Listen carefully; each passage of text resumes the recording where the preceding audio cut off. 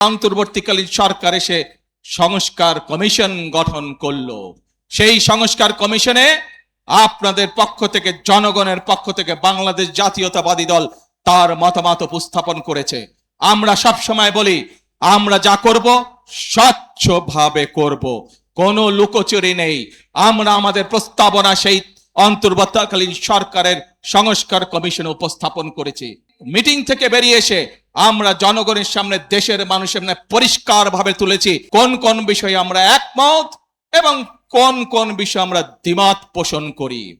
আজ এই হাজারো মানুষের সামনে দাঁড়িয়ে, এই মিডিয়ার সামনে পরিষ্কারভাবে আমি আবারও বলে দিতে চাই, সংসদের দক্ষিণ প্লাজায় দাঁড়িয়ে বাংলাদেশ জাতীয়তাবাদী দল যে জুলাই সনদে সই করে এসেছে, সেই জুলাই সনদের প্রত্যেকটি শব্দ, প্রত্যেকটি অক্ষর আমরা ইনশাআল্লাহ এক এক করে বাস্তবায়ন করব।